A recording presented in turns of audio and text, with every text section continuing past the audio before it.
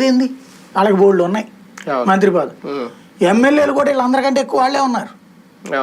కాపులే ఎక్కువ ఉన్నారు, రెడ్ల కంటే ఎక్కువే ఉంటారు ఎప్పుడైనా సరే.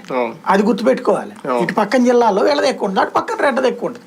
రాయలసీమ ఇక్కడ కమ్మ కంటే కాపే ఎక్కువ ఉంటారు, ఇక్కడ రెడ్ల కంటే కాపులే ఎక్కువ ఉంటారు సీట్ల పరంగా చూసుకుంటే. కాబట్టి ఆ ప్రాతిపదికను చూసుకుంటే పవన్ కళ్యాణ్ వల్ల వాళ్ళకు ఒరిగేది ఏంటి? పవన్ కళ్యాణ్ వాళ్ళకి ఇచ్చేది ఏంది? సాధించి పెట్టేది ఏంటి? పవన్ కళ్యాణ్ తన శత్రుత్వాన్ని వాళ్ళ మీద రుద్దాలనుకుంటున్నాడు కానీ అసలు ఒరిజినల్ కాపుల శత్రుత్వాన్ని అతను ఓన్ చేసుకోవట్లేదు కదా. కాపుల ఒరిజినల్ శత్రుత్వం ఎవరితో? కమ్మ సామాజిక వర్గంతో. ఎందుకు? నేను ఇంకా గొడవల విషయాలు మాట్లాడను.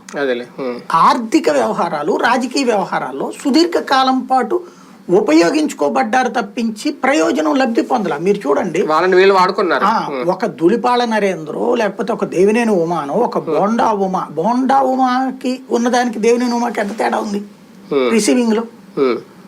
కమ్మ సామాజిక వర్గానికి లభించినటువంటి స్వేచ్ఛ, స్వతంత్రత కాపు సామాజిక వర్గంలో ఎవరికి లభించింది? ఒక్క ఆయన పేరేంటి గంట, రెండు నారాయణ.